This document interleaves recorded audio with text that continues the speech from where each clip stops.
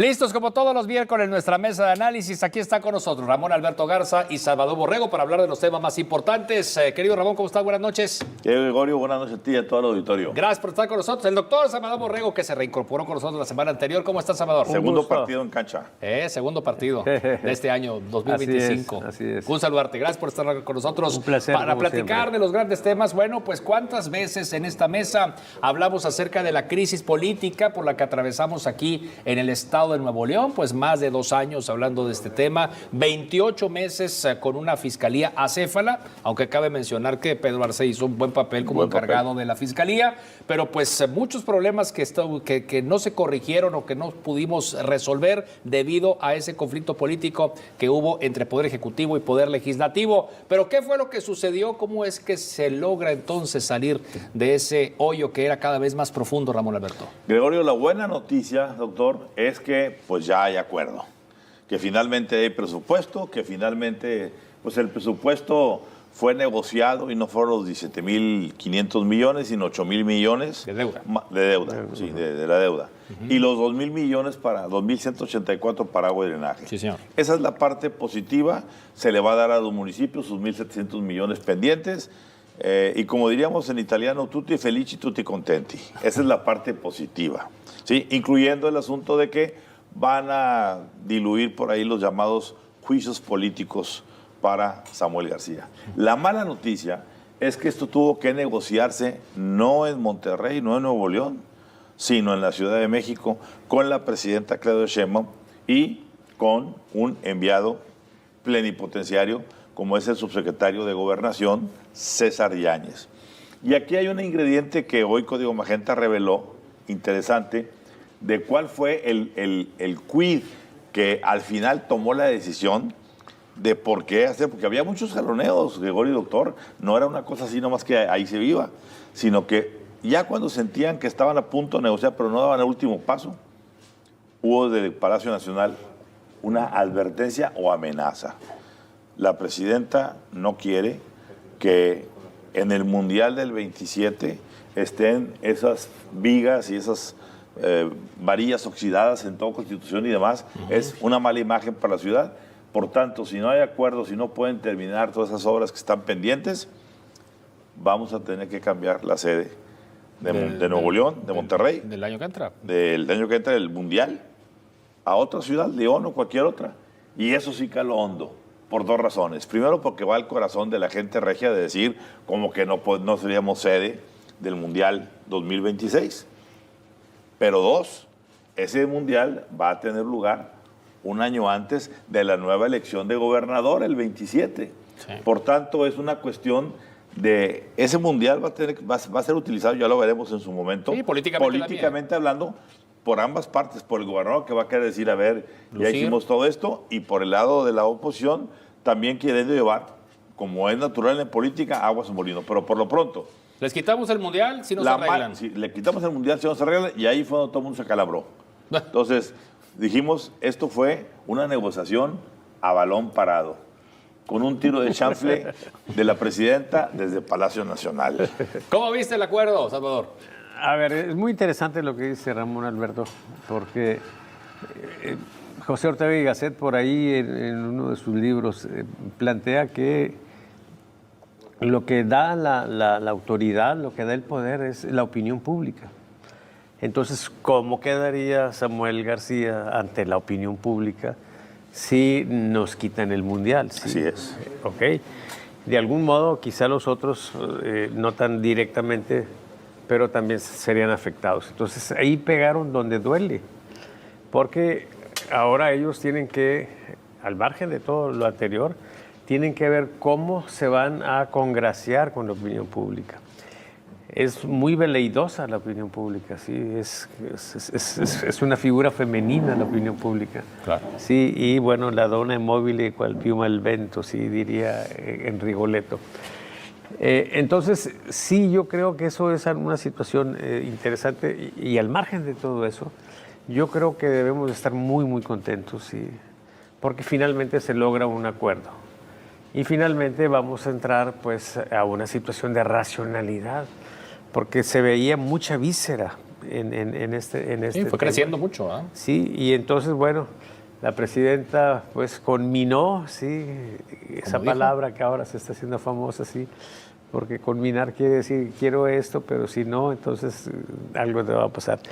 Y hoy Ramón Alberto nos está diciendo que era ese algo, sí, te Claro. quito el mundial. ¿Y cuánto tiempo nos va a durar el gusto? Porque, bueno, independientemente del evento, que es un gran evento que vamos a hacer sede, esperemos que no nos lo quiten, está la otra parte de la historia, que es la elección propiamente del año 2027. Y ahí otra vez se comienzan a acelerar y A ver, comienzan a ahí darse hay los una parte golpeteos. importante. Primero hay que aclarar algo, que revisen el video de este programa hace una semana y dijimos exactamente lo que iba a pasar y por dónde iba a quedar la deuda. Hasta 7.500, 8.000 millones. Que decíamos lo un punto dijimos tal medio, cual. ¿no? Y dijimos, va a estar hecho para el día miércoles que venga la presidenta a hacer Antes de su que festejo. viniera, aquí iba a Era, estar ¿verdad? arreglado. Es decir, Que dijimos, ya para la próxima semana, conflicto arreglado y la presidenta... no dijo, es curioso, no es curioso, no es coincidente, así al azar, el de que el cese de hostilidades y el fin de la guerra entre el gobernador y el Congreso se diera en la celebración Sí, no es del Día casu- del Ejército. No es casualidad. A ver, no es casualidad.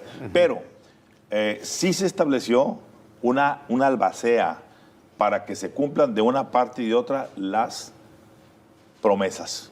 Y esa albacea es el subsecretario César Yáñez. Para quienes no tengan presente mucho quién es César Yáñez, recordemos que es un personaje que desde la sombra siempre estuvo durante más de 30 años junto con Andrés Manuel López Obrador siguiéndolo y que era un hombre muy conciliador, siempre ha sido un hombre muy conciliador, siempre se le vio tendiendo puentes, por eso el presidente puso una buena campaña cuando era candidato a la presidencia, pero lamentablemente su famosa boda le quitó el lugar que le correspondía, que iba a ser el director de comunicaciones o el responsable.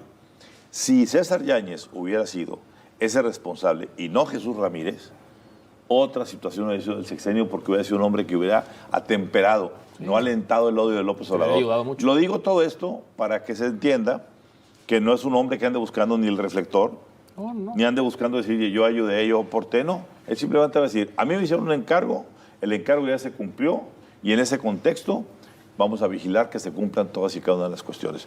Yo sí creo que vaya a tener que por lo menos durarnos de aquí a fin de año. Pues fíjate, es que es muy poco tiempo. Bueno, yo no quiero comprar... digo, lo realista. No digo. quiero ser, como diría aquí el doctor, el vendedor que vende esperanzas y compra amaneceres. Yo voy a esperar a que el señor gobernador cumpla lo que dijo y le levante el castigo del predial Adrián y entregue sus participaciones a los alcaldes y haga todo lo que se tiene que Y hacer. aproveche ese dinero también para lo que crecer, tiene ¿verdad? que aprovechar, lo Porque que es las líneas 4 y 5 del metro y lo de la parte de agua y drenaje, ya hay cosas muy concretas que se van a hacer. Pronóstico de esta reconciliación, doctor. Yo creo que esta vez sí van a cumplir los acuerdos, sí, porque la presión es muy fuerte. Y creo pues que vamos a avanzar a una elección civilizada, sí, yo espero al menos que así sea. Creo que esta situación deberían de aprovecharla ellos mismos, porque aquí no hay perdedores ni ganadores, ¿sí? O sea, en todo caso hay vencedores, Claro. porque cada quien obtuvo de algún modo lo que estaba requiriendo, lo que estaba exigiendo. Y entonces, pues, el mismo hecho de que el gobierno y el Estado empiece a funcionar de otro modo, pues es muy importante, ¿sí? El atorón en los pagos a los proveedores, etcétera. Todo eso, en el momento en que empiece a fluir el dinero, pues, Claro. pues vamos a tener una condición muy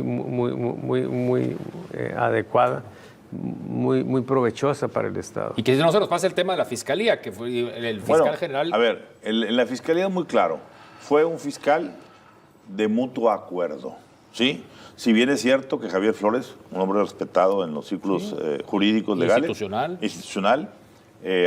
Trabajó en su tiempo con todo el equipo de Adrián de la Garza en procuradurías y ese tipo de cosas.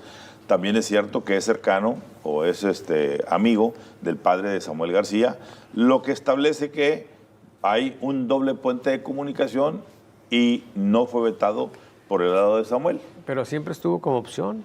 Ah, no, sí, siempre estuvo Sí, como opción. estaba en la lista de los 63. Claro. Y no lo aprovecharon. Sí, pero ya ante estas circunstancias y puestos contra la pared, Claro. ¿cuál es el que menos te incomoda? Pues, claro. Y yo creo que ahí el papá de Samuel debió haber dicho, mira, hijo, este hombre es bueno, es una gente con la que podemos dialogar, va a tener la frontera de poder decidir y poder articular. Y la parte del grupo prianista cumplió con su parte de decir, pasamos la terna y el gobernador terminó palomeando. ¿Juicios políticos? Esa es la parte que a mí me preocupa, porque ojalá que todo esto no pase por el asunto de la impunidad, porque sea muy triste que una moneda de cambio pues, fuera la impunidad. Que se haga lo que se tenga que hacer. Lo que yo tengo entendido es que van a llegar únicamente a algunas amonestaciones económicas. Sí, no alcanza para la inhabilitación o destitución. Y no alcanza, lo dijimos la ocasión anterior, también porque recordemos algo. Parte de este proceso pasa por el hecho de que Morena se alinea con el gobernador Samuel García. Y eso lo comentaremos ahorita en lo que fue el festejo del Día del Ejército. Pues no fue nadie de ellos. Ahorita lo platicaremos. Ahorita lo platicamos ahí. A ver, pasamos al tema ambiental, a ver, que también tiene que ver con que no se dijo nada en el evento del Día del Ejército, pero hay un SOS ambiental. Digo, a mí me dio gusto por la organización, el Observatorio Ciudadano de Calidad del Aire, que pues lideraron ese movimiento a través de las plataformas digitales, las conferencias de prensa. Están también pues los grupos ecologistas que son madres de familia de algunos colegios de la zona metropolitana de Monterrey, primordialmente. Pero bueno, yo respiro. ¿Te acuerdas de aquel movimiento que hubo hace algunos años? Comité Ecológico se llama, escolar. Sí. Bueno, finalmente, estamos en una emergencia. Hoy no se dijo nada y pues se crea burocráticamente otra dependencia, otro departamento que se supone que van a trabajar en coordinación, lo vuelven a anunciar con bombo y platillo. ¿Qué podríamos esperar otra vez? ¿Qué pronóstico habría de esto, Salvador? A ver, hay algunos sectores, sí, que pues tienen o tenemos el privilegio de estar encerrados en casita o en la oficina, desplazarnos a los lugares a los que tengamos que ir con un vehículo cerrado. Pero hay personas que están esperando el camión 2 o 3 horas, inhalando todo eso. Y el impacto de ese tipo de exposiciones es muy fuerte. Hace algunos meses yo pregunté si habían ido al médico y si el médico les comentó que el problema que traían era un problema derivado de la condición ambiental en la calidad del aire. Y el porcentaje era de veras preocupante. Entonces sí, yo siento que este es un tema que no se ha tratado con la debida prioridad, relevancia que tiene. Y bueno, pues ya urge que se atienda. ¿Sí? Urgente. Yo siento que ya no es ni triste ni lamentable, Gregorio. Es trágico lo que está pasando con la calidad de Monterrey y siento que ni las autoridades estatales ni las federales han hecho el mínimo esfuerzo. A ver, no hablo de que un esfuerzo estemos al 10%, al 20%, absolutamente nada. El gobernador como candidato puso como prioridad número 1, acuérdate, recordemos que él fue a la refinería y se plantó como candidato, dijo que llegando a ser gobernador, esa iba a ser su prioridad. No hemos visto nada. Y luego la presidenta también, cuando vino como candidata, dijo que yo me voy a encargar del área de Monterrey. Ya pasó un buen tiempo y no vemos claro literalmente porque el área está nos estamos nubilando. A ver, hay acciones muy concretas, Gregorio y doctor, que se pueden hacer, pero ya, no hay que esperar estudios. Lo hemos dicho y lo repito por enésima vez aquí. Si dejan de enviar, ¿qué es el problema de la refinería de Cadereyta?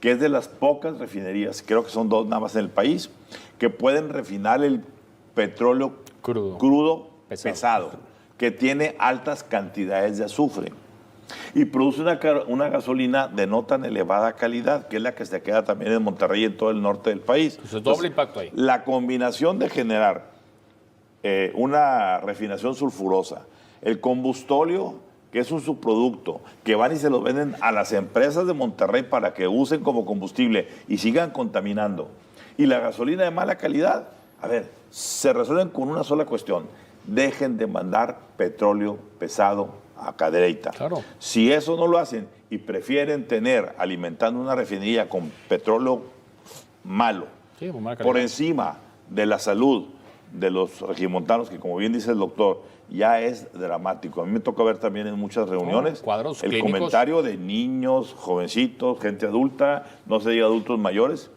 y esto tiene que pararse ya, y yo creo que en conciencia los regiomontanos tendríamos que ponernos las pilas y hacer una exigencia más elevada, más pública y más contundente. Desafortunadamente, pues hoy no se hizo algún pronunciamiento público. Era de esperarse. Eso es triste. O sea, ¿a qué vinieron? ¿Anunciar el aumento de salario a los miembros del ejército? Hablaremos ahorita del tema.